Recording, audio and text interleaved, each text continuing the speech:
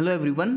सो अब हम स्टार्ट करेंगे अपना ऑर्गेनिक केमिस्ट्री का पोर्शन। ठीक है, ऑर्गेनिक केमिस्ट्री को सीक्वेंस मैंने आपको ऑलरेडी बता दिया कि किस सीक्वेंस में हम फॉलो करेंगे। तो आज जो हमारा सबसे पहला लेक्चर होगा वो होगा बेसिक ऑर्गेनिक केमिस्ट्री से। ठीक है, 1 या 1.5 क्लास में लूँगा, मतलब ऑलमोस्ट 1.5 घंटा या 2 घंटे की हमारी इसके ऊपर डिस्कशन होगा। ठीक है, बेसिक ऑर्गेनिक केमिस्ट्री के ऊपर।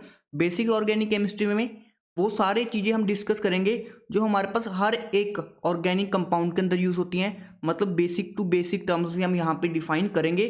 कुछ स्टूडेंट्स को वो ऑलरेडी आती होंगी, जिनको नहीं आती होंगी वो सीख लेंगे। तो बेसिक ऑर्गेनिक केमिस्ट्री में हम वो सारी चीज़ें पढ़ेंगे जो हम फ्रीक्वेंटली पूरी ऑर्गेनिक केमिस्ट्री के अंदर यूज़ करते हैं।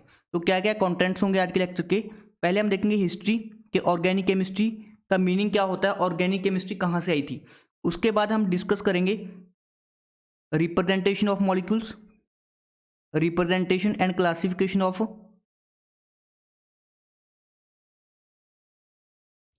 Organic compounds. उसके बाद हम डिस्कस कर लेंगे प्रॉपर्टीज ऑफ कार्बन। हमें पता है जो ऑर्गेनिक केमिस्ट्री होती है वो कार्बन की केमिस्ट्री होती है। अब कार्बन के पास ऐसी क्या प्रॉपर्टीज हैं जिसके लिए उसकी एक अलग से हमने ब्रांच बना दी। उसके बाद हम देखेंगे डिग्री। तो डिग्री में हम काफ़ी सारे कॉन्सेप्ट्स को डिस्कस कर लेंगे। उसके बाद एक टॉपिक हम पढ़ेंगे DU, जिसको हम बोलते हैं degree of unsaturation. Degree of unsaturation. तो ये हम टॉपिक्स डिस्कस करने वाले हैं अपने बेसिक ऑर्गेनिक केमिस्ट्री के पोर्शन में, और ये सारी चीज़ें हम फ्रीक्वेंटली पूरी ऑर्गेनिक केमिस्ट्री के अंदर यूज़ करेंगे। तो सबसे पहले हिस्ट्री पे बात करता हूँ। एक साइंटिस्ट थे जिनका नाम था बर्जिलियस। ये बर्जिलियस नाम के साइंटिस्ट थे। उन्होंने एक वाइटल फोर्स थ्योरी दी थी, वाइटल फोर्स थ्योरी। उस थ्योरी के अकॉर्डिंग क्या था, जितने भी ऑर्गेनिक कंपाउंड्स हैं वो सारे लिविंग बॉडी से बनते हैं। वाइटल फोर्स थ्योरी के अकॉर्डिंग क्या था, जितने भी हमारे पास ऑर्गेनिक कंपाउंड्स हैं वो लिविंग बॉडी से बनते हैं। मतलब हम किसी इनऑर्गेनिक कंपाउंड से या नॉन लिविंग बॉडी से ऑर्गेनिक कंपाउंड का फॉर्मेशन नहीं कर सकते थे। तो ये बर्जिलियस की थ्योरी थी, जिसको हम बोलते हैं वाइटल फोर्स थ्योरी। तो इस थ्योरी के अकॉर्डिंग क्या था, organic compounds can be synthesized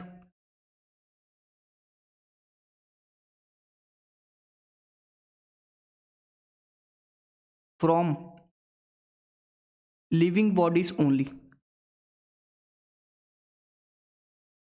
मतलब किसी लिविंग बॉडी से ही हम क्या बना सकते थे, ऑर्गेनिक कंपाउंड्स को बना सकते थे। बट बर्जिलियस की एक साइंटिस्ट स्टूडेंट थी, मतलब उनके साइंटिस्ट थे वैसे तो, उनके स्टूडेंट थे बर्जिलियस के। उनके एक स्टूडेंट थे जिनका नाम था वोलर। वोलर नाम के उनके स्टूडेंट थे। उन्होंने क्या किया था, एक इनऑर्गेनिक कंपाउंड लिया था अमोनियम साइनेट, NH4CnO। अमोनियम साइनेट लिया था और उनको हीट करने पे, जब उन्होंने अमोनियम साइनेट को हीट किया तो यहाँ पे हमारे पास फॉर्मेशन हुआ यूरिया का, NH2C+O NH2। यहाँ पे किसका फॉर्मेशन हो गया, यूरिया का। अब अमोनियम साइनेट हमारे पास एक इनऑर्गेनिक कंपाउंड था और यूरिया एक ऑर्गेनिक कंपाउंड था। मतलब हमने किसी इनऑर्गेनिक कंपाउंड से ऑर्गेनिक कंपाउंड का क्या कर दिया, फॉर्मेशन कर दिया। तो यहाँ पे जो बर्जिलियस की वाइटल फोर्स थ्योरी थी उसको हमने क्या कर दिया, डिस्कार्ड कर दिया। ठीक है, वाइटल फोर्स थ्योरी क्या होगी थी, डिस्कार्ड होगी थी, बिकॉज बर्जिलियस के एक स्टूडेंट ने, वोलर ने, एक इनऑर्गेनिक कंपाउंड से ऑर्गेनिक कंपाउंड का क्या कर दिया था, फॉर्मेशन कर दिया था। तो जो हमारे पास अमोनियम साइनेट था एक इनऑर्गेनिक कंपाउंड था और ये यूरिया था वो ऑर्गेनिक कंपाउंड था। मतलब जो हम ओल्ड डेफिनेशन यूज़ कर सकते थे वो अब डिस्कार्ड होगी, बिकॉज हमने एक इनऑर्गेनिक कंपाउंड से ऑर्गेनिक कंपाउंड का फॉर्मेशन कर दिया। तो यहाँ पे अब नई डेफिनेशन क्या होती है, जो ऑर्गेनिक कंपाउंड्स हैं उनकी न्यू डेफिनेशन क्या होती है। न्यू डेफिनेशन क्या बोलती है, study of hydrocarbons, study of hydrocarbons and it's derivatives is called organic chemistry. Study of hydrocarbons and it's derivatives. देखो हाइड्रोकार्बन क्या होते हैं, नाम से क्लियर है, वो कंपाउंड जिनके अंदर कार्बन और हाइड्रोजन प्रेजेंट होंगे उनको हम क्या बोलेंगे, हाइड्रोकार्बन्स। तो हाइड्रोकार्बन्स की स्टडी को ही हमने क्या बोल दिया, ऑर्गेनिक केमिस्ट्री बोल दिया। अब इसके अलावा डेरिवेटिव्स का क्या मतलब है, डेरिवेटिव्स का क्या मतलब है, जैसे हमारे पास कोई कंपाउंड है C2H6, सबको पता है ये इथेन है, इथेन में एक H हटाएंगे उसकी जगह OH लगा देंगे, तो वो क्या बन जाएगा, डेरिवेटिव ऑफ हाइड्रोकार्बन। तो मैंने क्या किया, एक H हटाया उसकी जगह पे OH लगा दिया, मतलब ये क्या हो जाएगा हमारे पास अल्कोहल, तो अल्कोहल क्या हो जाएगा, डेरिवेटिव ऑफ हाइड्रोकार्बन। इसलिए हम जो डेफिनेशन यूज करते हैं उसमें हम क्या बोलते हैं, study of hydrocarbon and it's derivatives is called organic chemistry. अब जो हमारे पास हाइड्रोकार्बन होते हैं उनमें कार्बन और हाइड्रोजन प्रेजेंट होगा, और ये 3 टाइप्स के होते हैं हमारे पास, जो हाइड्रोकार्बन्स होते हैं वो 3 टाइप्स के होते हैं।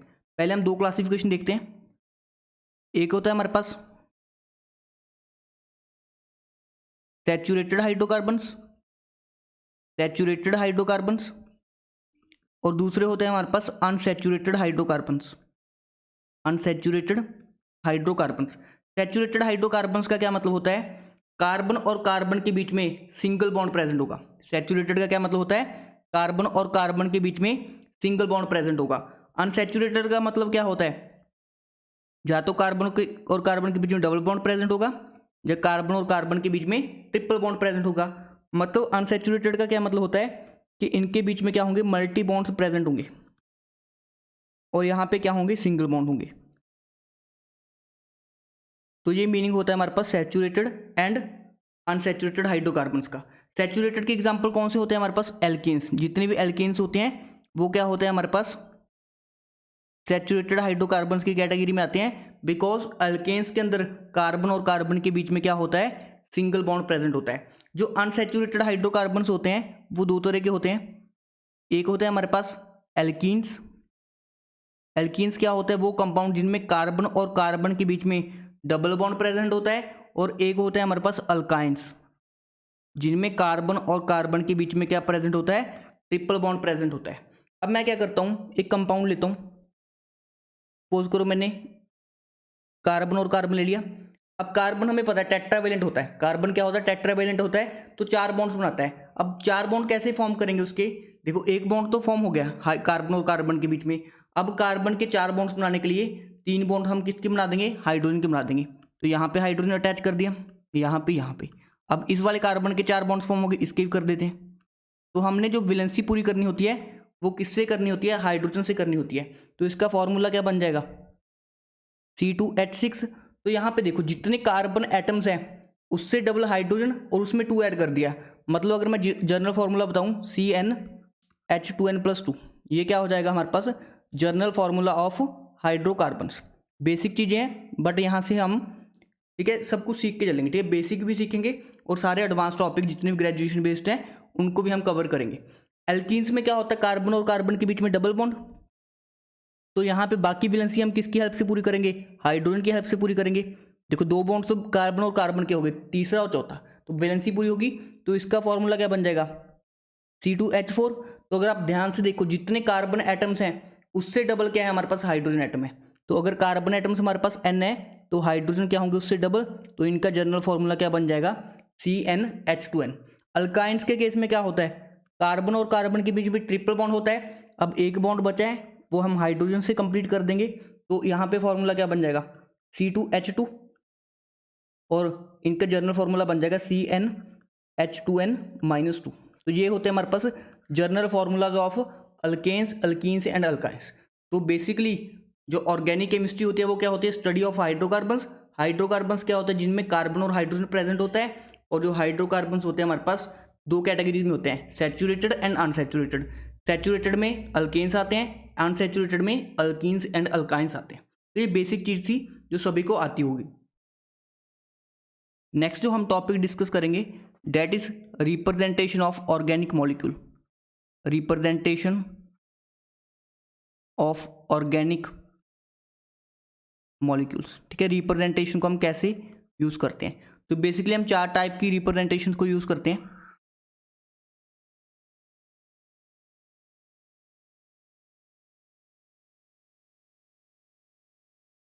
ठीक है, वो 4 टाइप्स कौन कौन सी होती है रिप्रेजेंटेशन की, किसी ऑर्गेनिक मॉलिक्यूल को रिप्रेजेंट करने के लिए।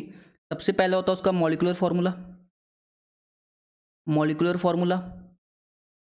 फिर आता है हमारे पास condensed, condensed saturated formula, condensed saturated formula. फिर आती है हमारे पास bond line notation, bond line notation. उसके बाद हमारे पास यूज होता है एक्सपेंडेड फॉर्मूला, या एक्सपेंडेड सैचुरेटेड फॉर्मूला बोल सकते हैं इसको, एक्सपेंडेड फॉर्मूला। अब इसका मतलब क्या हुआ, जैसे मैं कोई सिंपल सा मॉलिक्यूल ले लेता हूँ, इथेन ले लेता हूँ। इथेन क्या होता है हमारे पास, CH3, इसको हम इथेन बोलते हैं। तो इसका मॉलिक्यूलर फॉर्मूला हम कैसे रिप्रेजेंट करेंगे, C2H6। ठीक है, C2H6 से हमारा क्या हो जाएगा, फॉर्मूला रिप्रेजेंट हो जाएगा इथेन का। अब कंडेंस फॉर्म में क्या लिखते हैं हम, कार्बन कार्बन और इनके साथ जितनी बॉन्ड्स हैं CH3, इस फॉर्म में हम क्या रिप्रेजेंट कर देते हैं, ये कार्बन कार्बन CH3, मतलब कंडेंस फॉर्म में। बॉन्ड लाइन नोटेशन में क्या होता है, इसको सिंपली हम ऐसे रिप्रेजेंट कर देंगे। यहाँ पे हर एक पॉइंट किसको रिप्रेजेंट करता है, कार्बन को रिप्रेजेंट कर रहा है। और बॉन्ड लाइन नोटेशन में हमें वैलेंसीज कंप्लीट करने की जरूरत नहीं होती। अगर ऐसे लिखा हुआ है तो हमें ऑटोमेटिकली अंडरस्टूड है, एक बॉन्ड यहाँ पे बना हुआ है तो 3 हाइड्रोजन यहाँ पे प्रेजेंट है, वो हमें ऑटोमेटिकली अंडरस्टूड होता है। एक्सपेंडेड फॉर्मूला में क्या होता है, हम हर एक बॉन्ड को इंडिविजुअली शो करते हैं, जैसे हाइड्रोजन हाइड्रोजन हाइड्रोजन, यहाँ पे हाइड्रोजन, फिर हाइड्रोजन, फिर हाइड्रोजन। तो इस तरह से हम क्या करते हैं, पूरा एक्सपैंड करके लिखते हैं। तो ये 4 वेज होते हैं हमारे पास इसे ऑर्गेनिक मॉलिक्यूल को रिप्रेजेंट करने के लिए। हम जो मोस्टली यूज़ करते हैं, या तो वो कंडेंस फॉर्म यूज़ करेंगे या हम बॉन्ड लाइन नोटेशन यूज़ करेंगे। ठीक है ना। तो पहले मैं आपको जब रिएक्शंस करवाऊंगा कंडेंस फॉर्म के साथ भी और बॉन्ड लाइन के साथ भी, बिकॉज बॉन्ड लाइन के साथ हमारा थोड़ा टाइम बच जाता है क्योंकि हमें कम लिखना पड़ता है, बट हमें मीनिंग सेम ही समझ आना चाहिए। ठीक है, मैं कुछ मॉलिक्यूल्स दे रहा हूँ तो आपने उनका रिप्रेजेंटेशन करना है। जैसे अगर मैं आपको कंपाउंड दूँ, ये वाला, ये मैंने आपको इथेन दे दिया, इथेन का मैंने आपको कंडेंस फॉर्म दे दिया, तो आपको उसका बॉन्ड लाइन नोटेशन भी आना चाहिए, एक्सपेंडेड भी आना चाहिए। चलिए अपनी कॉपी में आपको सॉल्व करना है इसको। इसका आपको बॉन्ड लाइन नोटेशन बनाना है as well as expanded formula बनाना है। तो बॉन्ड लाइन नोटेशन के लिए 3 कार्बन होंगे, 1 2 3, एक कार्बन, 2 कार्बन, 3 कार्बन। अब 2 और 3 के बीच में क्या डबल बॉन्ड है, तो इस तरह से रिप्रेजेंट कर देंगे। अब हमें पता होना चाहिए 2 बॉन्ड्स तो बने पे हैं, यहाँ पे 2 हाइड्रोजन है, मन की आंखों से यहाँ पे 2 हाइड्रोजन दिखने चाहिए हमें। ठीक है, यहाँ पे 1 हाइड्रोजन दिखना चाहिए और यहाँ पे 3 हाइड्रोजन दिखने चाहिए, बिकॉज कार्बन के हमारे पास हमेशा हमने 4 बॉन्ड्स बनाने होते हैं, कार्बन के हमेशा 4 बॉन्ड्स बनाने होते हैं। तो इस तरह से हमें शो करने की जरूरत नहीं होती बॉन्ड लाइन में, बट आपको पता होना चाहिए यहाँ पे कितने हाइड्रोजन प्रेजेंट है बॉन्ड लाइन नोटेशन के अंदर। उसका एक्सपेंडेड फॉर्म तो इजी है, CH HH C double bonded CH और यहाँ पे भी क्या है, एक H प्रेजेंट है। तो ये क्या हो जाएगी उसकी एक्सपेंडेड फॉर्म। मॉलिक्यूलर फॉर्मूला क्या हो जाएगा इसका, C3H6, बिकॉज ये एल्कीन है तो एल्कीन का जनरल फॉर्मूला क्या होता है, CnH2n, तो यहाँ पे क्या हो जाएगा C3H6 हो जाएगा। तो ये बेसिक चीज़ थी। उसके बाद अगर हम देखें, अगर मैं मॉलिक्यूलर फॉर्मूला लिखता हूँ C6H6, तो ये आपको पता है किसका मॉलिक्यूलर फॉर्मूला होता है, बेंजीन का होता है। तो बेंजीन को हम कंडेंस फॉर्म में भी इस तरह से शो कर सकते हैं, इस तरह से। तो बॉन्ड लाइन में भी यही होता है, ठीक है, बॉन्ड लाइन में भी यही होता है इसकी रिप्रेजेंटेशन। तो ये हो गया हमारे पास क्या, हमारे पास बेंजीन का। अब एक्सपेंडेड फॉर्म में कैसे बनाएंगे इसको, देखो एक्सपेंडेड फॉर्म में कैसे बनाएंगे, कार्बन है, यहाँ पे डबल बॉन्ड, यहाँ पे डबल बॉन्ड, यहाँ पे डबल बॉन्ड। अब उस केस में देखो कार्बन के कितने बॉन्ड्स बन रखे हैं, डबल बॉन्ड से 2 बॉन्ड, एक इधर से 3 बॉन्ड तो बन चुके हैं। तो यहाँ पे हमेशा एक एक हाइड्रोजन प्रेजेंट होता है। कुछ स्टूडेंट यहाँ पे 2-2 हाइड्रोजन शो करते रहते हैं, ऐसा नहीं होता, यहाँ पे एक एक हाइड्रोजन ही होता है, बिकॉज कार्बन ने 3 बॉन्ड्स ऑलरेडी बना सके थे, चौथा बॉन्ड हमें हाइड्रोजन से कंप्लीट करना पड़ता है। ये सब चीज़ें क्लियर होंगी। ठीक है, एक लास्ट मॉलिक्यूल दे रहा हूँ आपको, उसका भी आपको रिप्रेजेंटेशन करना है। तो जैसे अगर आपको ये वाला मॉलिक्यूल दे दिया जाए, तो इसको आपने कंडेंस फॉर्म में कन्वर्ट करना है, एक्सपेंडेड में भी कन्वर्ट करना है, और इसका मॉलिक्यूलर फॉर्मूला भी लिखना है। तो अगर हम इसको सॉल्व करें तो यहाँ पे क्या आएगा, CH3 CH2 CH2 C triple bonded CH। ठीक है, ये क्या हो जाएगा, इसका मॉलिक्यूलर कंडेंस फॉर्म हो जाएगा। देखो 1 2 3 4 5 कार्बन थे, तो देखो पांचों कार्बन जब मैंने बॉन्ड्स बनाए, कहीं पे भी मैंने 5 कार्बन नहीं बनाए। ठीक है ना, स्टूडेंट्स क्या करते हैं 5 कार्बन बना देते हैं, बट हमने कहीं पे भी 5 कार्बन नहीं बनाने होते। तो अगर हम इसका एक्सपेंडेड फॉर्म में लिखेंगे तो कैसे लिखेंगे, कार्बन, उसके साथ 3 हाइड्रोजन अटैच है, यहाँ पे फिर से कार्बन, इसके 2 हाइड्रोजन अटैच है, फिर कार्बन, फिर 2 हाइड्रोजन अटैच है, यहाँ पे कार्बन ट्रिपल बॉन्डेड, कार्बन के साथ क्या है, हाइड्रोजन अटैच है। तो इस तरह से क्या बन जाएगा, इसका एक्सपेंडेड फार्मूला बन जाएगा। और मॉलिक्यूलर फार्मूला क्या हो जाएगा इसका, 5 कार्बन है, C5, हाइड्रोजन कितने हैं, 3 2 5 2 7 और 1 8, H8। ठीक है, मैं जर्नल फार्मूला में भी रिप्रेजेंट करके, जर्नल फार्मूला में वैल्यू पुट करके भी बता सकता था। तो ये हमारे पास होता है किसी भी ऑर्गेनिक मॉलिक्यूल का रिप्रेजेंटेशन। सबको आता होगा, बट आप लोगों को फिर भी नोट करना है अपनी कॉपी में, बिकॉज कुछ ना कुछ तो आपको सीखने को मिला होगा। उसके बाद देखो नेक्स्ट जो हम टॉपिक पढ़ेंगे, that is classification of organic compounds. ये ऑर्गेनिक कंपाउंड्स का हम क्लासिफिकेशन देखेंगे, ऑर्गेनिक कंपाउंड्स का क्लासिफिकेशन देखेंगे। तो ऑर्गेनिक कंपाउंड्स को हम 2 तरह से क्लासीफाई करते हैं। एक होता है हमारे पास साइक्लिक और एक होता है असाइक्लिक। साइक्लिक होते हैं एक, और एक होते हैं असाइक्लिक। साइक्लिक मतलब जिनके अंदर रिंग होती है, ठीक है ना। ऑर्गेनिक कंपाउंड्स में हम काफ़ी सारे देखते हैं जिनके अंदर क्या होती है, रिंग प्रेजेंट होती है, जिनको हम क्लोज चेन भी बोल देते हैं, क्लोज चेन, बिकॉज ये एक चेन बना लेते हैं ना क्लोज सी, इसलिए। उसके अलावा इसको हम ओपन चेन भी बोल देते हैं, ओपन चेन भी बोल देते हैं। तो हमारे पास 2 तरह के ऑर्गेनिक कंपाउंड्स हो गए, एक हो गए साइक्लिक और एक हो गया हमारे पास असाइक्लिक। उसके बाद देखो जो हमारे पास साइक्लिक कंपाउंड्स होते हैं वो भी 2 तरह के होते हैं। जो हमारे पास साइक्लिक कंपाउंड्स होते हैं वो भी हमारे पास 2 तरह के होते हैं। एक होते हैं होमोसाइक्लिक और एक होते हैं हेट्रोसाइक्लिक। कौन कौन से होते हैं, एक होते हैं होमोसाइक्लिक और दूसरे होते हैं हमारे पास हेट्रोसाइक्लिक। होमोसाइक्लिक का क्या मतलब होता है, जैसे बेंजीन है उसमें सारे ही एटम्स कार्बन होते हैं, ठीक है ना। जो रिंग में होते हैं वो सारे एटम कार्बन होते हैं, मतलब एक टाइप के ही एटम प्रेजेंट हो, होमोसाइक्लिक बोलेंगे। हेट्रोसाइक्लिक जिनमें एक से ज़्यादा टाइप के एटम प्रेजेंट होते हैं।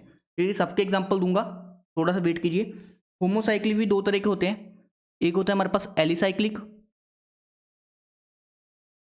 एक होता है हमारे पास एलिसाइक्लिक, और दूसरे होते हैं हमारे पास एरोमेटिक।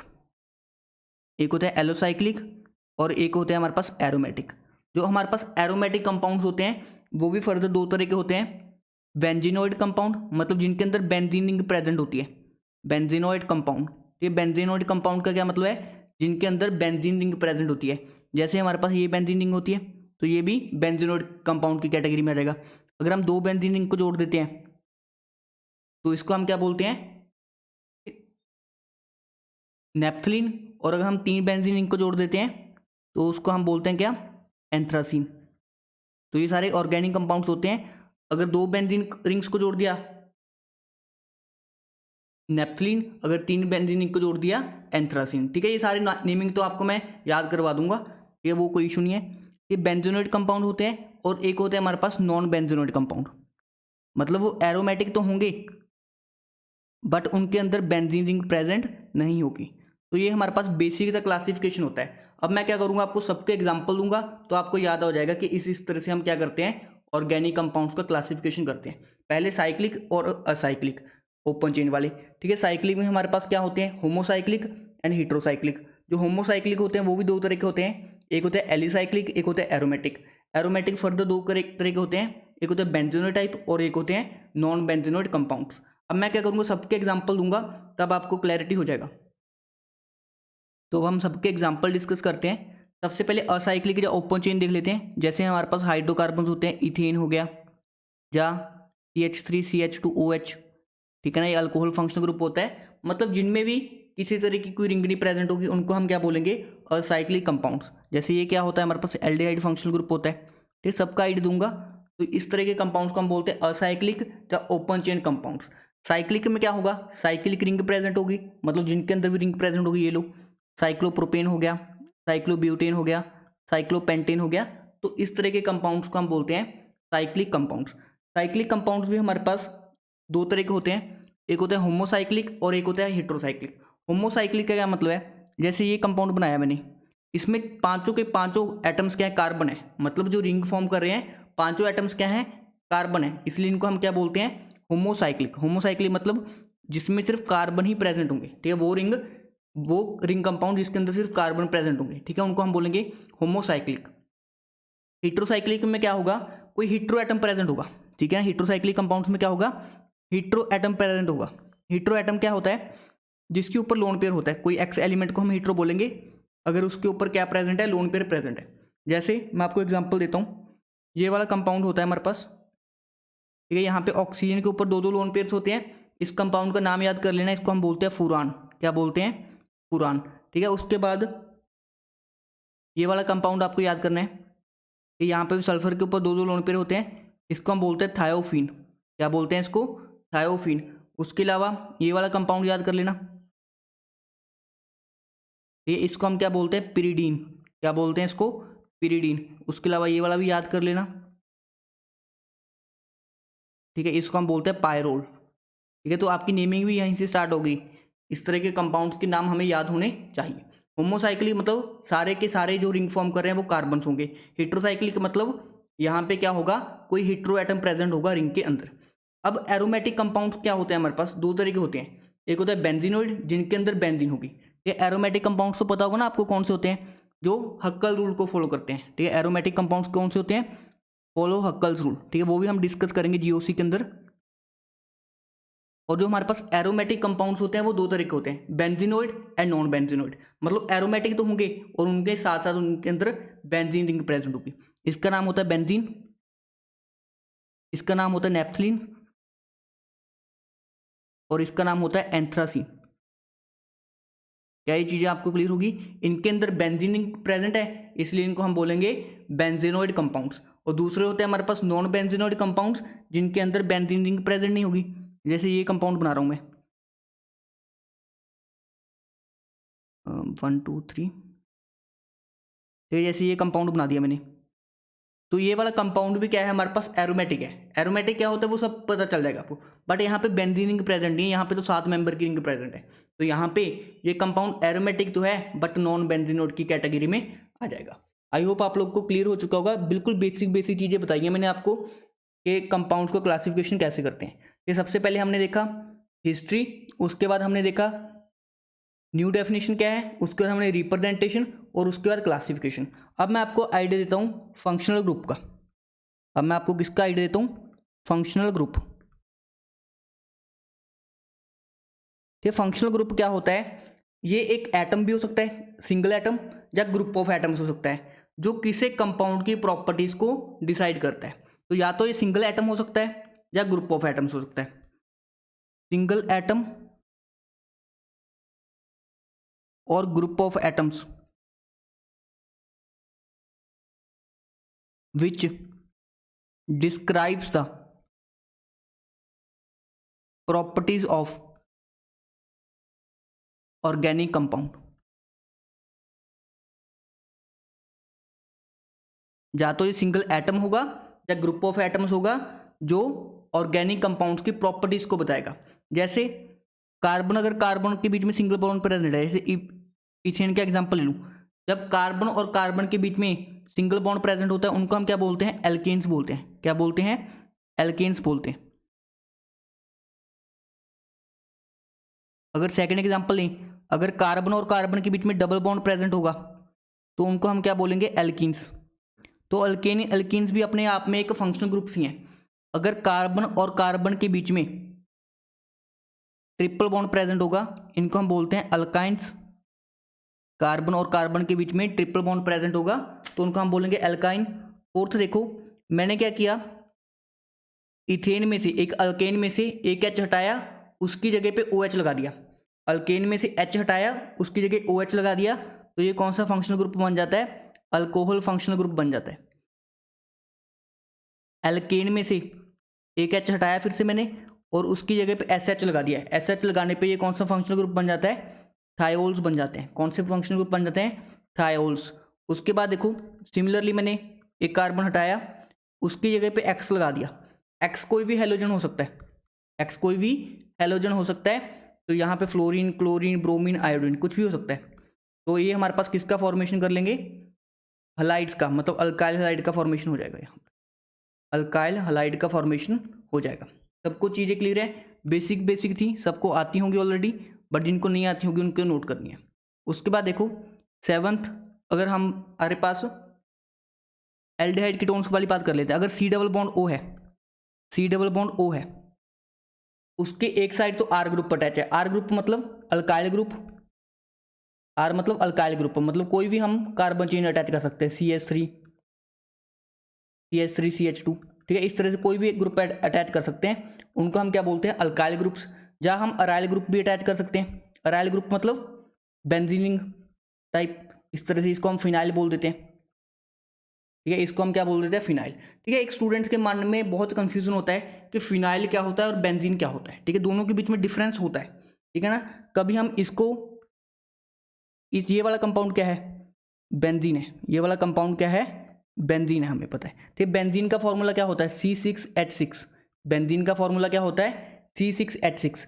अगर मैं यहाँ से एक हाइड्रोजन को रिमूव कर दूं, यहाँ पे हाइड्रोजन था, यहाँ पे हाइड्रोजन था, यहाँ पे हाइड्रोजन था, यहाँ पे हाइड्रोजन, यहाँ पे हाइड्रोजन, एक हाइड्रोजन को हटा के हमने यहाँ पे क्या लगा दिया, ग्रुप लगा दिया। तो यहाँ पे हमारे पास जो रिंग वाला पार्ट है उसका फॉर्मूला क्या बनेगा, C6H5।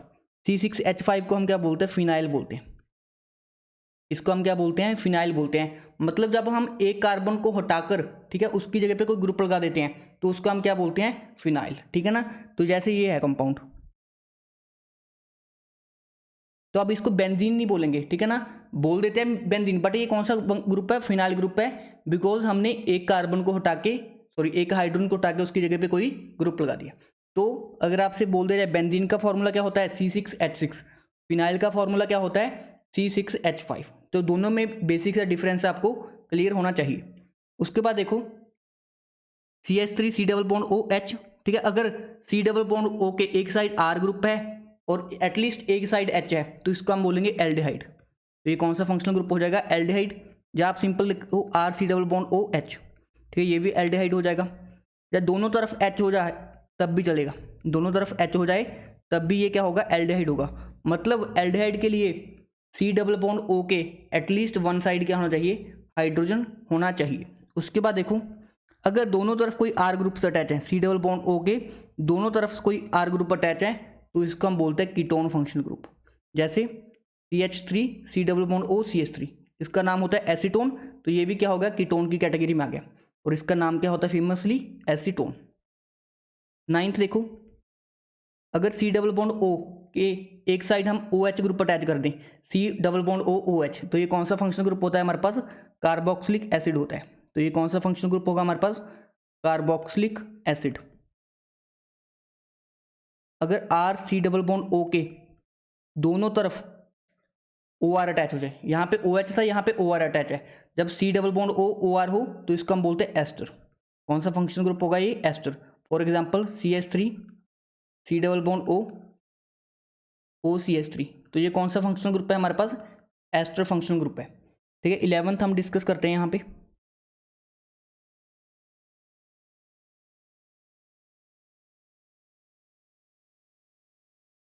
RC double bond O, फिर बीच में एक ऑक्सीजन आए, फिर C डबल बॉन्ड O, फिर R डैश, इसको हम बोलते हैं एनहाइड्राइड। इसको हम क्या बोलते हैं, एनहाइड्राइड, ठीक है। तो ये कैसे फॉर्म होता है वो भी हम डिस्कस करेंगे, but C double bond O बीच में एक ऑक्सीजन फिर C डबल बॉन्ड O, इसको हम बोलते हैं एनहाइड्राइड। जैसे एग्जांपल के तौर पे CH3 C double bond O C double bond O CH3, तो ये क्या हो जाएगा हमारे पास, एनहाइड्राइड हो जाएगा। उसके बाद 12 नंबर डिस्कस करते हैं, अमीन्स, ठीक है। अमीन्स क्या होते हैं हमारे पास, जब हमारे पास किसी आर ग्रुप के साथ कोई भी कार्बन चेन के साथ NH2, जहाँ हमारे पास बीच में NH आ जाए, जहाँ हमारे पास एक नाइट्रोजन हो और 3 अल्काइल, तो तीनों क्या होंगे हमारे पास, अमीन्स होंगे। ये 1 डिग्री होता है, ये 2 डिग्री और ये 3 डिग्री, ठीक। डिग्री कैसे डिसाइड करते हैं वो भी आज के सेशन के अंदर हम डिस्कस करेंगे। उसके बाद 13th फंक्शनल ग्रुप देखो, यहाँ से हम स्टार्ट कर लेते हैं 13th फंक्शनल ग्रुप।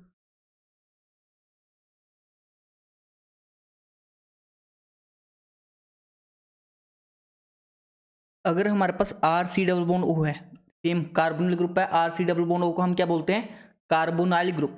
तो अगर इसके एक साइड में NH2 है तो इसको हम बोलते हैं अमाइड फंक्शनल ग्रुप। क्या बोलेंगे, अमाइड फंक्शनल ग्रुप बोलेंगे, ठीक है ना। तो यहाँ पे देखो RNH2 अगर सिंपल अल्काइल पार्ट के साथ NH2 अटैच है तो वो अमीन्स होगा। अगर C डबल बॉन्ड O के साथ NH2 अटैच है तो उसको हम बोलते हैं अमाइड। उसके बाद देखो, ठीक है, RX, ठीक है, RX का क्या मतलब होगा, कि अल्काइल पार्ट के साथ कोई एक्स अटैच है तो इसको हम बोलेंगे अल्काइल हलाइड। इसको हम क्या बोलेंगे? Alkyl halide. उसके बाद देखो ROR-, जैसे दो अल्काइल ग्रुप है उसके बीच में ऑक्सीजन इंसर्ट हो जाए। एस्टर में देखो यहाँ पे भी ऑक्सीजन था दो अल्काइल ग्रुप्स में, यहाँ पे C डबल बॉन्ड O है, ठीक है ना। ये वाला ग्रुप है दो अल्काइल ग्रुप्स के बीच में। यहाँ पे क्या है? ईथर्स में क्या है हमारे पास? ऑक्सीजन है दो अल्काइल ग्रुप में, यहाँ पे C डबल बॉन्ड O नहीं है, तो इसको हम बोलते हैं ईथर, ठीक है। जैसे एग्जाम्पल के तौर पर CH3 OCH3, तो ये भी क्या हो जाएगा हमारे पास? एक ईथर हो जाएगा, ठीक है। उसके अलावा देखो जैसे एक फेमस कंपाउंड होता है जो हम पढ़ेंगे भी पूरी ऑर्गेनिक केमिस्ट्री के अंदर, बेंजीन रिंग OCH3, तो यहाँ पे भी ये भी आर पार्ट है, ये भी आर पार्ट है। तो यहाँ पे जब बेंजीन के ऊपर OCH3, ये ईथर फंक्शनल ग्रुप हो गया और इसका फेमस नाम होता है एनिसोल। क्या नाम होता है इसका? फेमस एनिसोल, ठीक है। ये हमारे पास 15 ग्रुप्स हो गए, ठीक है। 16 ग्रुप हम डिस्कस करते हैं RNO2 को, ठीक है। RNO2 को जब एल्काइल पार्ट के साथ NO2 अटैच हुए इसको हम बोलते हैं नाइट्रो कंपाउंड्स। क्या बोलते हैं? Nitro compounds. अगर CN अटैच होगा तो उसको हम बोलते हैं साइनाइड। अगर हमारे पास NC अटैच होगा, NC, तो उसको हम बोलते हैं क्या? आइसोसाइनाइड। उसको हम क्या बोलेंगे? आइसोसाइनाइड बोलेंगे, ठीक है। उसके अलावा कौन कौन से मिस कर रहा हूँ मैं देख लेता हूँ, ठीक है। ये भी हो गया, ठीक है। अभी तो मेरे माइंड में इतने आ रहे हैं, ठीक है। अगर कोई फंक्शन ग्रुप रह गया होगा तो वो भी हम डिस्कस कर लेंगे, वो हम जब प्रैक्टिस करते रहेंगे क्वेश्चंस की तब क्लियर होते रहेंगे, ठीक है। बेंजीन के साथ डायरेक्टली OH अटैच होता है तो इसको हम क्या बोलते हैं? फिनाइल ग्रुप बोलते हैं। बेंजीन के साथ डायरेक्टली OH अटैच होगा उसको हम बोलेंगे क्या? फिनोल। उसके बाद देखो अगर हमारे पास साइक्लिक कीटोन है, सॉरी साइक्लिक कीटोन नहीं, साइक्लिक एस्टर है, जैसे ये मैं फंक्शन ग्रुप बनाता हूँ, यहाँ पे O है, यहाँ पे डबल बॉन्ड O है, तो यहाँ पे C double bond O type है, तो यहाँ पे क्या है? बेसिकली ये एस्टर फंक्शनल ग्रुप है। ये कौन सा फंक्शनल ग्रुप है? एस्टर। बट इस साइक्लिक फॉर्म में क्या है? एस्टर है, तो साइक्लिक फॉर्म में एस्टर्स को हम क्या बोलते हैं? लैक्टोन्स बोलते हैं। क्या बोलते हैं इनको? लैक्टोन्स। फिर 21 पे डिस्कस करते हैं। जैसे हमारे पास साइक्लिक एस्टर होते हैं, ये होगा हमारे पास साइक्लिक एस्टर। साइक्लिक एस्टर्स को हम क्या बोलते हैं? लैक्टोन्स। सिमिलर वे में हमारे पास होते हैं cyclic ethers. Cyclic ethers, cyclic ether जैसे ये वाला कंपाउंड हो गया हमारे पास, ठीक है। साइक्लिक ईथर्स को हम क्या बोलते हैं? इपॉक्साइड बोलते हैं। क्या बोलते हैं इनको? इपॉक्साइड। उसके अलावा अगर हमारे पास साइक्लिक अमाइड्स होंगे, ठीक है, साइक्लिक अमाइड्स होंगे तो उनको हम बोलते हैं,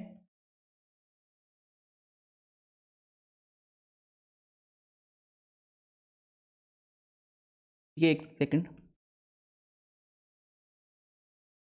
ठीक है। अगर हमारे पास साइक्लिक अमाइड्स होंगे, ठीक है, साइक्लिक अमाइड है ना, C double bond ONH type, तो साइक्लिक अमाइड्स को हम बोलते हैं क्या? कैप्रोलैक्टम।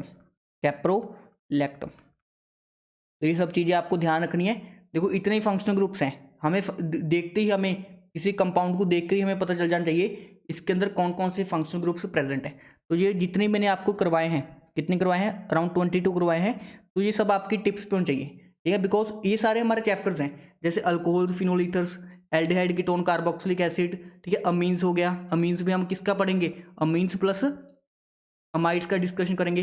हेलो अल्केन्स एंड हेलोरिन्स में अल्काइल हैलाइड्स को हम डिस्कस करेंगे। तो जितने मैंने आपको फंक्शनल ग्रुप लिखे हैं ये सारे अपने आप में चैप्टर्स हैं, तो हमें देख के पहले ग्रुप को देख के पता तो लगना चाहिए कि ये हमारे पास कौन सा फंक्शन ग्रुप प्रेजेंट है। आई होप आपको ये भी लेक्चर क्लियर होगा। अब मैं कुछ कंपाउंड्स आपके लिए ड्रॉ कर रहा हूँ, उसमें आपको बताना है कौन कौन से फंक्शन ग्रुप्स प्रेजेंट है। तो यहाँ पे मैंने कुछ कंपाउंड्स ड्रॉ किए हैं, इनके अंदर आपको बताना है कौन कौन से फंक्शन ग्रुप प्रेजेंट है। एक बार आप इनको नोट कर लो और अपनी कॉपी में सॉल्व कर लो, फिर वीडियो स्टार्ट करना। चलो मैं स्टार्ट करता हूँ। देखो यहाँ पे OH प्रेजेंट है, तो इसको हम बोलेंगे alcohol functional group. Alcohol functional group बोलेंगे। यहाँ पे C डबल बॉन्ड O है, दोनों तरफ R पार्ट है, यहाँ पे भी R पार्ट है, इधर भी कार्बन है, इधर भी कार्बन, मतलब इस टाइप का बन गया ना, RC double bond O R type का। तो ये कौन सा हो जाएगा? हमारे पास कीटोन हो जाएगा। तो ये बीच वाला कौन सा है? कीटोन है। और यहाँ पे NH2 अटैच है, मतलब ये कौन सा हो जाएगा? हमारे पास अमीन्स हो जाएगा। यहाँ पे देखो ये वाला कीटोन हो जाएगा, ये वाला कीटोन हो जाएगा। अब यहाँ पे C डबल बॉन्ड ONH2 है, C डबल बॉन्ड O के साइड में NH2 आ जाए तो ये अमाइड होता है बच्चा, ये अमीन नहीं होता। तो जिन्होंने अमीन टिक किया था वो गलत है, ये अमाइड होगा। यहाँ पे CN, ठीक है ना, ध्यान से देखो बॉन्डिंग नाइट्रोजन से करवाई है, जो इस कार्बन के साथ बॉन्ड बना है नाइट्रोजन का बना है, तो इसको हम बोलते हैं आइसोसाइनाइड। ये क्या है हमारे पास, आइसोसाइनाइड है। उसका C डबल बॉन्ड O और उसके साइड में एक में H, ठीक है ना। इसको एल्डिहाइड को हम CHO ऐसे भी लिख देते हैं सिंपली। तो एल्डिहाइड को हम CHO या C डबल बॉन्ड OH इस तरह से रिप्रेजेंट करते हैं। तो अगर आपको CHO लिखा जाए तो कंफ्यूज ना हो, ये एल्डिहाइड को रिप्रेजेंट करता है, तो ये एल्डिहाइड हो जाएगा। और यहाँ पे हमें एल्कीन भी दिख रहा है, यहाँ पे हमें एल्कीन भी दिख रहा है, और ये कौन सा हो जाएगा, अमीन हो जाएगा। तो आई होप सभी के आंसर सही आ रहे होंगे। यहाँ पे ये कीटोन हो जाएगा, ये कीटोन हो जाएगा।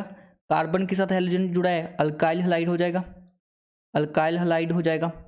यहाँ पे ये एल्कीन हो जाएगा।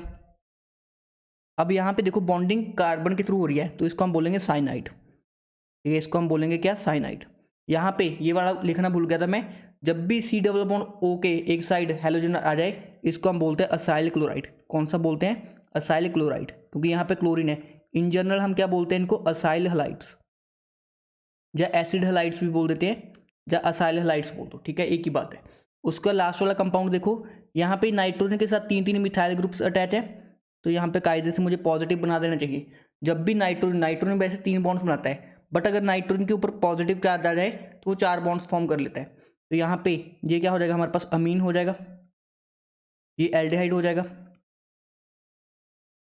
ये भी हमारे पास अमीन हो जाएगा, ये आइसोसाइनाइड हो जाएगा, ये आइसोसाइनाइड हो जाएगा। उसके अलावा NH2 अटैच है तो ये अमीन हो जाएगा, और डबल बॉन्ड अटैच है तो ये एल्कीन हो जाएगा, एल्कीन, और ये क्या हो जाएगा हमारे पास, अमीन। तो ये छोटा सा आइडिया था, जो कॉन्सेप्ट हम यूज़ करते हैं कॉमनली केमिस्ट्री में, ये वो सारे मैंने आपको बताए। जैसे ये क्वेश्चन और दे देता हूँ आपको, ठीक है, ये कौन सा फंक्शनल ग्रुप है, यहाँ पे बीच में ऑक्सीजन है, ठीक है, बीच में ऑक्सीजन है, तो ये कौन सा हो जाएगा हमारे पास, एनहाइड्राइड हो जाएगा। ये कौन सा हो जाएगा, एनहाइड्राइड हो जाएगा। तो आई होप आप लोगों को फंक्शनल ग्रुप्स का आइडिया हो चुका होगा, और सारे फंक्शनल ग्रुप्स याद भी हो चुके होंगे। अब मैं जो आपको टॉपिक बता रहा हूँ, ये वैसे तो मुझे नेमिंग में पढ़ाना चाहिए, बट क्योंकि ये बेसिक केमिस्ट्री है, यहाँ पे वो कॉन्सेप्ट पढ़ेंगे जो पूरी केमिस्ट्री में फ्रिक्वेंटली यूज होंगे।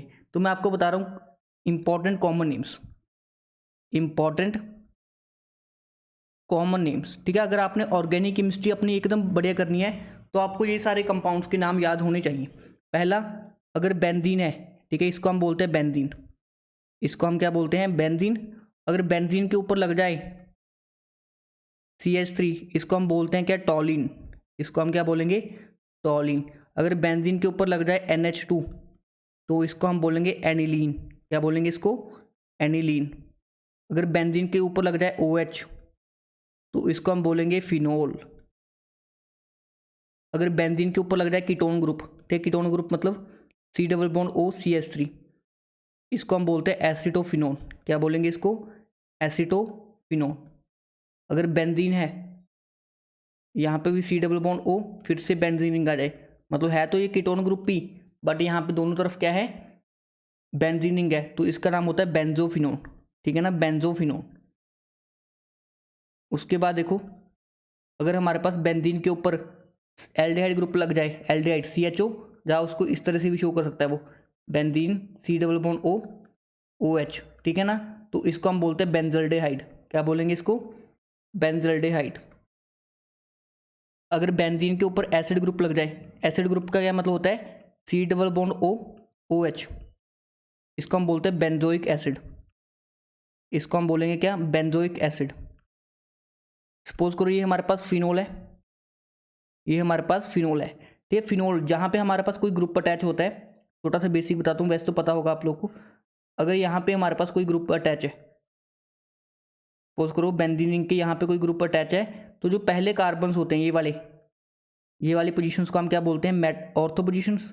ये क्या होता है, हमारे पास ऑर्थो कार्बन होते हैं, और जो यहाँ पे अटैच हैं नेक्स्ट वाले, ये दो कौन से होते हैं हमारे पास, मेटा कार्बन्स होते हैं। और जो नेक्स्ट एक बच गया ये वाला, इसको हम बोलते हैं क्या, पैरा पोजीशन, ठीक है ना। और जो ये वाली पोजीशन होती है जिसके साथ डायरेक्टली ग्रुप अटैच होता है, जिसके साथ डायरेक्टली ग्रुप अटैच होता है, इसको हम बोलते हैं इप्सो पोजीशन। तो ये कौन सी पोजीशन होती है, इप्सो पोजीशन। ये तो ये सारे बेसिक्स हैं जो आपको ऑलरेडी पता होंगे, ऑर्थो मेटा पैरा। अब फिनोल की अगर हम ऑर्थो पोजीशन पे एल्डिहाइड ग्रुप पर अटैच कर दें, फिनोल की ऑर्थो पोजीशन पे एल्डिहाइड ग्रुप पर अटैच कर दें, इसको हम बोलते हैं सैलिसिल्डिहाइड, सैलिसिल्डिहाइड। ठीक है, और इसको पढ़ाऊंगा कहाँ पे मैं, रीमन टीमन रिएक्शन में, आरटीआर बोलता हूँ, रीमन टीमन रिएक्शन आपके एग्जाम में 3 से 4 बार पूछ चुका है मास्टर कैडर के अंदर। उसके बाद अगर हम फिनोल की ऑर्थो पोजीशन पे कार्बोक्सिलिक एसिड अटैच कर दें, C+OH ग्रुप अटैच कर दें, इसको हम बोलते हैं सैलिसिलिक एसिड, सैलिसिलिक एसिड। ठीक है, और ये किस रिएक्शन में फॉर्म होता है, कॉल्बे ह्यूमन रिएक्शन, या सिंपली कॉल्बे रिएक्शन बोल देते हैं। ठीक है, कॉल्बे इलेक्ट्रोलिसिस डिफरेंट है, ठीक है, कॉल्बे रिएक्शन अलग है। उसके बाद हम जो इंपॉर्टेंट कंपाउंड डिस्कस करेंगे, बेंजीन के ऊपर अगर ईथर ग्रुप OCH3 अटैच होता है, इसको हम बोलते हैं एनिसोल, इसको हम क्या बोलेंगे, एनिसोल बोलेंगे। तो ये सारे बेसिक कंपाउंड से जो आपको याद होने चाहिए। ठीक है, मैं और भी देख लेता हूँ कौन कौन से मिस हो रहे हैं मेरे से। हाँ ठीक है, बेंजीन के ऊपर अगर हम अमाइड ग्रुप अटैच कर दें, बेंजीन के ऊपर अमाइड ग्रुप अटैच कर दें, तो इसको हम बोलते हैं क्या, बेंजामाइड, इसको हम क्या बोलते हैं, बेंजामाइड बोलते हैं। ठीक है, उसके अलावा अगर हमारे पास ये बेंजीन है, यहाँ पे CH3 अटैच है, तो इसको टॉलिन बोलेंगे। अगर इसकी ऑर्थो पोजीशन पे भी हम एक CH3 ग्रुप अटैच कर दें, तो इसको हम बोलेंगे, IUPAC में तो कुछ भी बोल सकते हैं, बट इसका नाम होता है जाइलिन। ठीक है ना, 2 CH3 जब ऑर्थो पोजीशन पे अटैच होते हैं, इसको हम बोलते हैं ऑर्थोजाइलिन, क्योंकि ऑर्थो पे अटैच है। तो ये क्या हो जाएंगे हमारे पास, CH3, इसको हम बोलेंगे मेटाजाइलिन। तो आपके ना स्ट्रक्चर्स क्यों आने चाहिए, जैसे मैं बताता हूँ, मास्टर कैडेट 2022 में क्वेश्चन आया कि ऑर्थोजाइलिन या मेटाजाइलिन कुछ भी था, उसके अंदर नंबर ऑफ NMR सिग्नल पूछे थे। अब मैंने अपनी क्लास में NMR सिग्नल तो सबको निकालने सिखा दी, कैसे निकालते हैं, बट स्टूडेंट्स को पता ही नहीं कि मेटाजाइलिन का स्ट्रक्चर क्या है। अगर हमें स्ट्रक्चर नहीं पता होगा तो उसके अंदर सिग्नल कैसे निकालेंगे। तो हमें जो कॉमन नेम्स है वो सारे याद करने हैं। ठीक है, मैं सारी लिस्ट दे रहा हूँ आपको, तो आपने याद करनी है डेफिनेटली। सिमिलरली पैराजाइलिन भी हो जाएंगे। उसके बाद अगर OH, ठीक है, इसको फिनोल बोलते हैं। अगर OH एडजेसेंट पोजीशन पे होते हैं, इसको हम बोलते हैं कैटिकोल, इसको हम क्या बोलेंगे, कैटिकोल बोलेंगे। अगर OH मेटा पोजीशन पे होते हैं, रिसोर्सिनोल, इसको हम बोलेंगे रिसोर्सिनोल। उसके अलावा OH या पैरा पे होते हैं, उसको हम क्यूनोल बोल देते हैं। ठीक है ना, जो कि एक मलेरिया की दवाई होती है, वो आप लिख लेना। ठीक है, ये इंपॉर्टेंट हो गए। उसके बाद क्रिसोल्स का आइडिया भी दे देता हूँ आपको। अगर ये हमारे पास फिनोल ग्रुप है, उसकी ऑर्थो पोजीशन पे अगर हम CH3 अटैच कर दें, तो इसको हम बोलते हैं ऑर्थोक्रिसोल, इसको हम क्या बोलेंगे, ऑर्थोक्रिसोल। जैसे ये हमारे पास फिनोल है, इसकी मेटा पोजीशन पे CH3 ग्रुप अटैच है, तो इसको हम बोलेंगे मेटाक्रिसोल, तो इसको हम क्या बोलेंगे, मेटाक्रिसोल बोलेंगे। सिमिलरली हमारे पास क्या हो जाएगा, पैराक्रिसोल हो जाएगा। तो ये इंपॉर्टेंट कंपाउंड्स हो गए। उसके बाद देखो हमारे पास कुछ इस तरह का कंपाउंड होता है। ठीक है, ये वाले कवर हो गए हमारे पास। कौन कौन से बच गए, जाइलिन्स हो गए, क्रिसोल्स हो गए, OH अटैच वाले हो गए। हाँ, सिंपली अगर NO2 ग्रुप अटैच होगा तो इसको हम बोलते हैं नाइट्रोबेंजीन, इनको हम क्या बोलेंगे, नाइट्रोबेंजीन बोलेंगे। उसके अलावा अगर कोई हेलोजन अटैच होगा, तो जैसे कोई भी है, अगर Cl अटैच होगा उसको क्लोरोबेंजीन बोलेंगे। ठीक है, ये सारे भी आपको पता होने चाहिए। उसके बाद ये वाला कंपाउंड देख लो। ठीक है, ये OH है, इसकी जितने भी ऑर्थो एंड पैरा पोजीशन है उसके ऊपर nitro group NO2 group attach कर देते हैं, तो इसका नाम क्या होता है हमारे पास, 2,4,6 ट्राई नाइट्रो फिनोल। ठीक है, ये कैसे आता है वो भी हम डिस्कस करेंगे सब, बट इसका जो कॉमन नेम होता है डेट इज पिक्रिक एसिड। इसका जो कॉमन नेम होता है हमारे पास वो क्या होता है, पिक्रिक एसिड होता है। ये भी हमारे पास इंपॉर्टेंट कंपाउंड्स होते हैं। तो ये कुछ इंपॉर्टेंट कंपाउंड्स थे जिनके कॉमन नेम्स हमें याद होने चाहिए। तो विद जब हम ऑर्गेनिक केमिस्ट्री पढ़ेंगे तो टाइम टू टाइम आपको याद हो जाएंगे, बट फिर भी मैंने आपको एक list they the so that जब भी आपको आए कंपाउंड कोई भी तो आप यहाँ से देख लो। ठीक है ना, तो बाकी हम कंपाउंड्स तो चैप्टर्स में भी डिस्कस करेंगे, बट इनडायरेक्टली आपको ये सारे याद होने चाहिए बिकॉज ये रिपीटेडली आपके एग्जाम्स में पूछे जाते हैं। उसके बाद देखो एक टर्म मैं डिफाइन करता हूँ जिसको हम बोलते हैं homologous series. Homologous series, homologous series क्या होती है, जैसे पहले मैं आपको एग्जांपल देता हूँ। मेरे पास एल्केन्स हैं, एल्केन्स का जनरल फॉर्मूला क्या था, CN H2n+2। तो यहाँ पे अगर मैं n की वैल्यू 1 पुट करूँगा तो फॉर्मूला बनेगा CH4, फिर क्या बनेगा C2H6, फिर क्या बनेगा C3H8, फिर क्या बनेगा C4H10। अगर मैं किसी भी दो कंपाउंड्स के बीच में, ठीक है, यहाँ पे n की वैल्यू 1 पुट की, यहाँ पे 2 3 4, ठीक है, ये n की वैल्यूज पुट करी मैंने। अब मैं किसी भी दो कंपाउंड्स के बीच में, दो रेगुलर कंपाउंड्स के बीच में देखूंगा तो मुझे डिफरेंस मिलेगा एक CH2 यूनिट का। ठीक, दोनों के बीच में क्या डिफरेंस मिलेगा, एक CH2 यूनिट का डिफरेंस मिलेगा। मतलब वो सारे मेंबर्स, ठीक है, तो ये सारे क्या हो जाएंगे, एक होमोलोगो सीरीज के मेंबर हो जाएंगे। तो होमोलोगो सीरीज क्या किसको बोलते हैं हम, जिसमें एक CH2 यूनिट का क्या होता है, डिफरेंस होता है। तो वो कंपाउंड जिनमें एक CH2 यूनिट का डिफरेंस होता है उनको हम बोलते हैं क्या, होमोलोगो सीरीज। ठीक है, या तो आप CH2 यूनिट का डिफरेंस लिख लो, जब मान लो 14 यूनिट्स का डिफरेंस होगा, वो कंपाउंड जिनके अंदर 14 यूनिट का, देखो कार्बन का मास 12, हाइड्रोजन का 2, ठीक है, तो यहाँ से कितना हो जाएगा, जिन कंपाउंड्स के अंदर 14 यूनिट्स का डिफरेंस होगा उनको हम बोलेंगे homologous series. Similarly homologous series alkenes के लिए भी एप्लीकेबल है। जैसे पहला एल्कीन्स का फॉर्मूला होता है C2H2n, तो यहाँ पे पहला बन जाएगा N=1, N=2, N=3, N=4 put करेंगे तो यहाँ पे बन जाएगा C2H4, या पहले हम 2 से स्टार्ट करते हैं, 2 3 4 5, तो यहाँ पे क्या हो जाएगा हमारे पास C2H4, C3H6, C4H8, C5H10।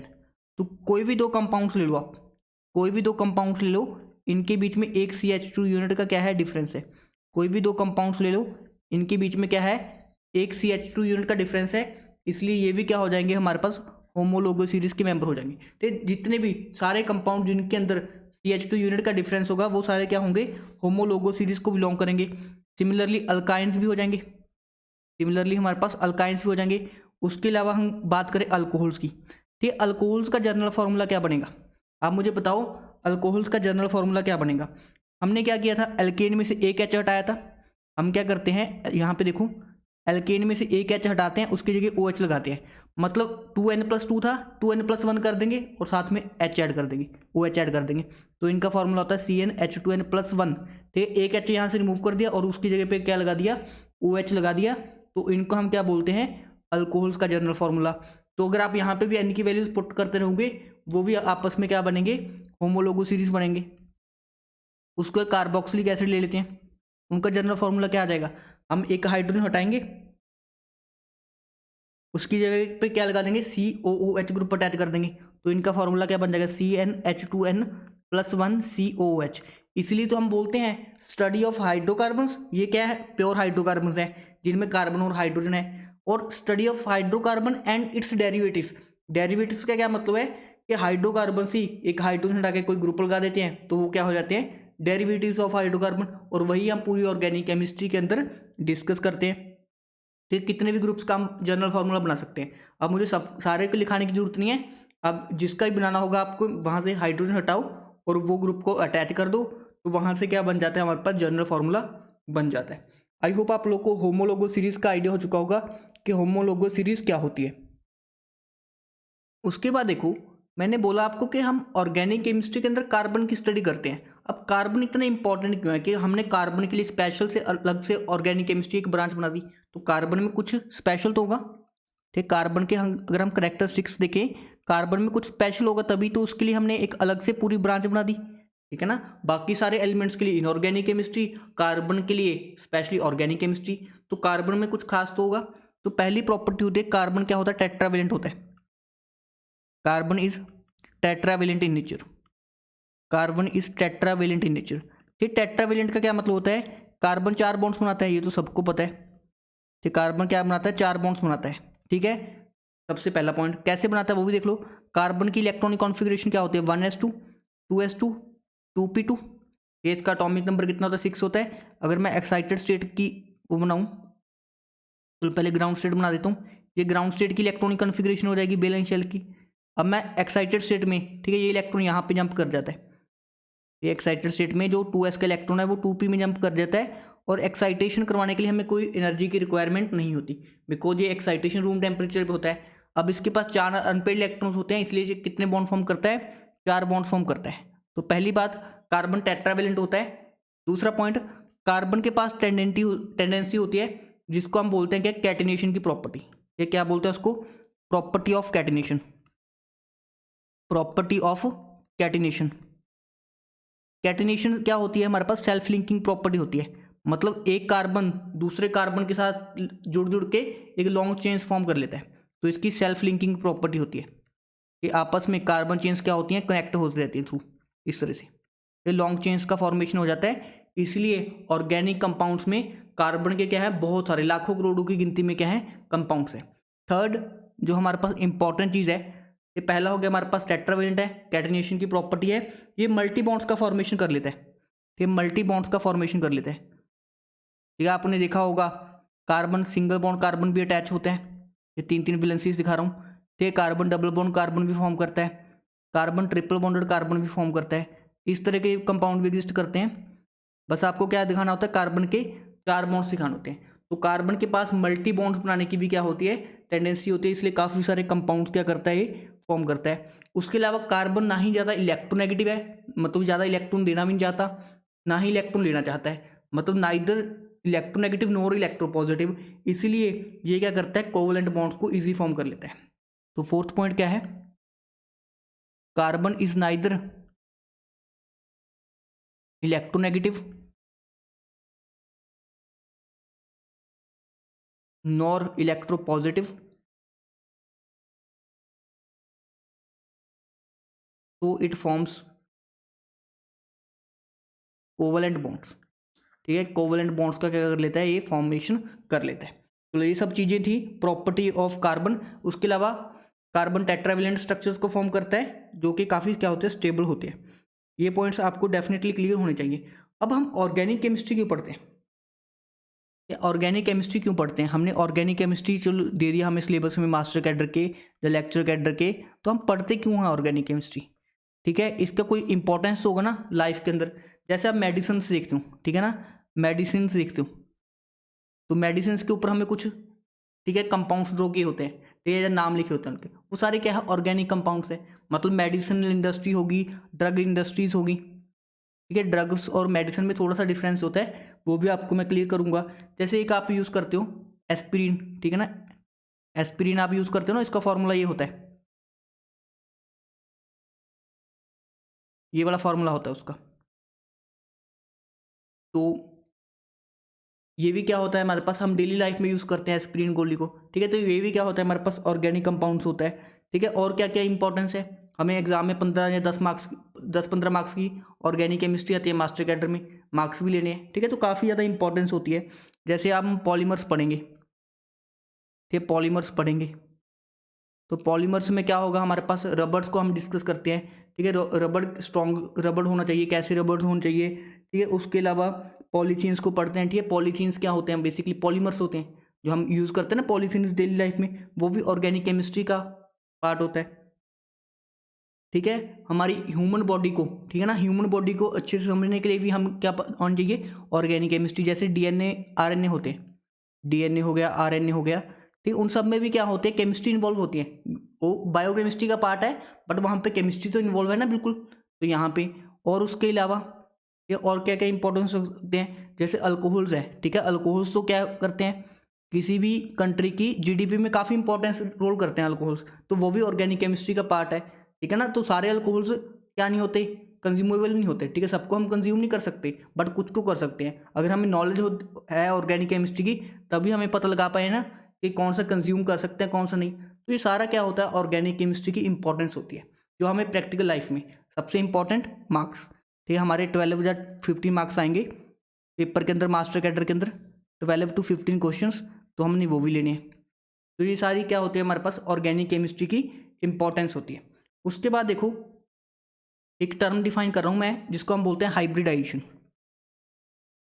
एक टर्म होती है हमारे पास जिसको हम बोलते हैं हाइब्रिडाइजेशन। ठीक है, डिटेल में तो मैं इसको केमिकल बॉन्डिंग में पढ़ाऊंगा, बट यहाँ पे आपको थोड़ा सा ब्रीफ आइडिया देता हूँ। ठीक है, जैसे कार्बन है, अगर उसके चारों तरफ सिंगल बॉन्ड्स अटैच होते हैं, कार्बन के चारों तरफ सिंगल बॉन्ड अटैच होते हैं, इसकी हाइब्रिडाइजेशन होती है sp3। इसकी हाइब्रिडाइजेशन क्या होगी sp3। तो बेसिकली हम हाइब्रिडाइजेशन कैसे निकालते हैं, स्टेरिक नंबर से निकालते हैं, steric number Sn।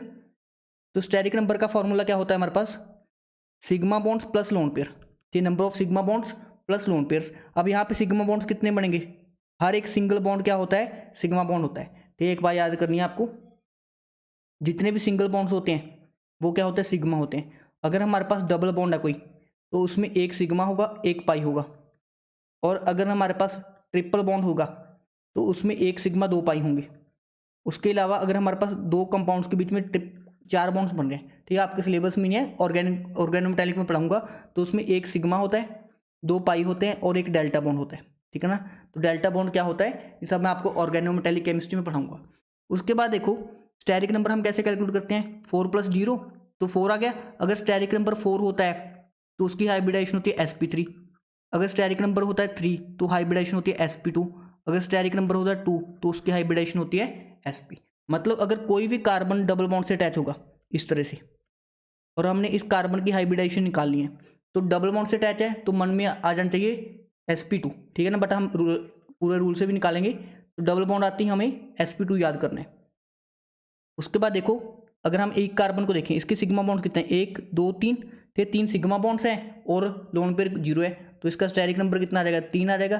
Steric number 3 पे क्या होती है, sp2 हाइब्रिडाइजेशन होती है, ठीक है। अगर ट्रिपल बॉन्ड अटैच होगा तो इसमें दो सिग्मा बॉन्ड्स आ जाएंगे, इसमें क्या आ जाएंगे, दो सिग्मा बॉन्ड्स आ जाएंगे, और इसकी हाइब्रिडाइजेशन sp और इसकी भी हाइब्रिडाइजेशन क्या आ जाएगी, sp आ जाएगी। तो ये बेसिक बेसिक चीज़ें हैं जो हमें पता होनी चाहिए। सिंगल बॉन्ड से अटैच है सारे sp3, डबल बॉन्ड से अटैच है sp2, सिंगल बॉन्ड से अटैच है तो sp, ठीक है ना। अब अगर मैं आपको ये वाला एग्जांपल दूं, इसको हम बोलते हैं एलीन। एलीन, ठीक है, ये क्वेश्चन पूछ चुका है कि एलीन के अंदर कौन कौन सी हाइब्रिडाइजेशन होती है। एलीन होता है जब दो कार्बन इस तरह से अटैच होते हैं और यहाँ पे हाइड्रोजन होते हैं, ठीक है। इस तरह के कंपाउंड्स को हम क्या बोलते हैं, एलीन्स। तो अगर हम हाइब्रिडाइजेशन बताएं इस वाले कार्बन की, इसके साथ एक डबल बॉन्ड अटैच है, इसकी तो हो जाएगी sp2, और ये वाले टर्मिनल वाले की भी sp2 हो जाएगी। बीच वाले की क्या होगी, देखो यहाँ पे एक सिग्मा, ये तो पाई पाई है, तो दो सिग्मा बॉन्ड्स है। स्टेरिक नंबर क्या होता है, सिग्मा प्लस लोन पेयर तो कोई भी नहीं है, तो स्टेरिक नंबर बीच वाले का कितना आ जाएगा, 2 + 0 2। तो यहाँ पे ये वाला क्या होगा, sp हाइब्रिडाइज होगा। मतलब डबल बॉन्ड को डायरेक्टली देख के हमने sp2 टिक नहीं करना, अगर दोनों तरफ डबल बॉन्ड हुए तो उसका हाइब्रिडाइजेशन हो जाता है sp। क्लियर है। तो आपसे क्वेश्चन पूछा गया था एलीन में कौन कौन से हाइब्रिडाइजेशन पॉसिबल होते हैं, एक होगा sp और एक होगा sp2, ठीक है। एलीन का स्ट्रक्चर पता होना चाहिए, जब कार्बन कार्बन कार्बन इस तरह से डबल बॉन्ड के थ्रू अटैच होते हैं। ये पॉइंट क्लियर हुआ। अब मैं कुछ कंपाउंड्स बता रहा हूँ आपको, वहां पे आपने हर एक कार्बन का हाइब्रिडाइजेशन बताना है। तो यहाँ पे हमने हर एक कार्बन का हाइब्रिडाइजेशन बताना है, ठीक है। इन मॉलिक्यूल्स को आप नोट करो और अपनी कॉपी में सॉल्व करो। आई होप आप लोगों ने सॉल्व किए होंगे। तो ये ट्रिपल बॉन्ड से अटैच है तो ये sp हो जाएगा, ये भी sp। ये डबल बॉन्ड से अटैच है sp2, ये sp2, और ये क्या हो जाएगा हमारे पास sp3 हो जाएगा। यहाँ पे ये वाला sp3, ये वाला sp2, क्योंकि डबल बॉन्ड से अटैच है, ये sp3, यहाँ पे sp2, ये वाला sp3 हो जाएगा, ये वाला sp2, ये वाला भी sp2, ये वाला sp3, ये वाला sp2, और ये वाला हो जाएगा sp3। आई होप आप लोग को सारे क्वेश्चंस क्या होंगे, क्लियर होंगे, या सारे क्वेश्चन क्लियर होंगे। अब देखो एक छोटा सा टॉपिक और बता देता हूँ, number of sigma and pi bonds, number of sigma and pi bonds, ठीक है। आपको बता ही चुका हूँ, जितने भी सिंगल बॉन्ड्स होंगे सिग्मा बॉन्ड्स, जितने पाई बॉन्ड्स होते हैं उसमें एक सिग्मा और एक पाई। अगर ट्रिपल बॉन्ड होगा तो उसमें एक सिग्मा दो पाई। जैसे पहला कंपाउंड है CH3 CH2 CH2 C double bond OH, ठीक है। इसमें नंबर ऑफ सिग्मा बॉन्ड्स बताने हैं आपने, ठीक है। दूसरा कंपाउंड आप सिंपल सा ड्रॉ कर लो, CH3 C double bond OCH3। इनमें आपको number of sigma and number of pi bonds बताने हैं। चलिए एक और ड्रॉ कर लो, CH3 C triple bonded CH, ठीक है। तो ये तीन कंपाउंड्स हैं, इसमें आपने number of sigma and number of pi bonds बताने हैं। चलो पहले मैं बच्चों की तरह करके दिखाता हूँ आपको, ठीक है। सारों को मैं एक्सपेंड कर लेता हूँ इस तरह से।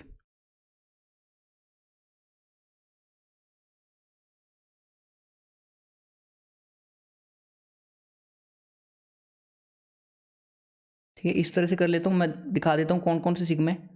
ये सिग्मा, ये सिग्मा, ये सिग्मा, ये सिग्मा, ये सिग्मा, ये सिग्मा, ये सिग्मा, ये ये कितने सिग्मा बन गए? 1 2 3 4 5 6 7 8 9 10 11 12। तो मेरे को लग रहा है 12 यहाँ पे क्या होंगे? सिग्मा बॉन्ड्स होंगे। ठीक है, आई होप मैंने कैलकुलेशन सही किया होगा, अगर नहीं किया होगा तो आप चेक कर लेना। ठीक है ना, तो यहाँ पे सिग्मा 12 होंगे, पाई कितने होंगे? 1 होंगे। ठीक है, पाई कितने होंगे? 1 होंगे। मुझे लग रहा है 13 होंगे काउंट। ठीक है, 1 2 3 4 5 6 7 8 9 10 11 12। ठीक है ना, तो 12 भी बन रहे हैं। 3 2 5 2 7 8 9 10 11 12 13। चेक करना आप, इसमें 13 बन रहे हैं या 12 बन रहे हैं। तो यहाँ पे हमारे पास 12 सिग्मा एंड जो पाई बॉन्ड्स है वो 1 हो जाएगा। ठीक है, नेक्स्ट क्वेश्चन में देखो, इसको हम एक्सपेंड कर लेते हैं इस तरह से, CH double bond O CH3। तो यहाँ पे कितने सिग्मा एंड कितने पाई बॉन्ड्स हो जाएंगे? तो ये सिग्मा, ये सिग्मा, ये सिग्मा, ये सिग्मा, यहाँ पे एक सिग्मा, ये सिग्मा, ये सिग्मा, सिग्मा। ठीक है, 1 2 3 4 5 6 7 8 9। तो सिग्मा बॉन्ड्स 9 हो जाएंगे और पाई बॉन्ड कितने हो जाएंगे? 1 हो जाएगा। यहाँ पे इसको भी एक्सपेंड करके लिख लो, C ट्रिपल बॉन्डेड CH। तो यहाँ पे कितने सिग्मा हो जाएंगे? 1 sigma, 2 sigma, 3 sigma, 4 sigma, 5 sigma और 6 सिग्मा। ठीक है, सिग्मा बॉन्ड 6 हो जाएंगे और पाई बॉन्ड्स कितने हो जाएंगे? 2 हो जाएंगे। ठीक है ना, क्योंकि ट्रिपल बॉन्ड में कितने होते हैं? 2 पाई बॉन्ड्स प्रेजेंट होते हैं। आई होप आप लोग को ये बेसिक सा लेक्चर क्लियर होगा। ठीक है, मैंने बिल्कुल जीरो लेवल से स्टार्ट किया है। ठीक है ना, जिस स्टूडेंट्स ने काफ़ी टाइम से, ठीक है, मेरे को पास ऐसे स्टूडेंट्स भी हैं जिन्होंने काफ़ी टाइम से केमिस्ट्री नहीं पढ़ी है। ठीक है ना, उन्होंने ग्रेजुएशन के बाद, ठीक है, 3 3 4 4 साल केमिस्ट्री नहीं पढ़ी है, उनके लिए भी लेक्चर था। ठीक है, बिल्कुल मैंने बेसिक से स्टार्ट किया है और हम बिल्कुल ग्रेजुएशन के एक एक टॉपिक को कवर करते चलेंगे। आई होप आपको पहला लेक्चर क्लियर होगा जो कि बेसिक लेक्चर था। और नेक्स्ट क्लास में, ठीक है, बेसिक केमिस्ट्री का एक और लेक्चर आएगा जिसमें हम देखेंगे डिग्री कैसे निकालते हैं। ठीक है, डिग्री अल्कोहल्स की देखेंगे, डिग्री कार्बन की देखेंगे, हाइड्रोजन की देखेंगे, उसके अलावा डिग्री ऑफ अनसैचुरेशन का कॉन्सेप्ट देखेंगे जिसको हम डबल बॉन्ड इक्विवेलेंट भी बोलते हैं। ठीक है, तो वो नेक्स्ट क्लास में हम कवर करेंगे। आई होप आपको ये वाला लेक्चर क्लियर होगा। तो ये इंट्रोडक्शन लेक्चर था हमारे पास ऑर्गेनिक केमिस्ट्री का। Thank you for watching this video.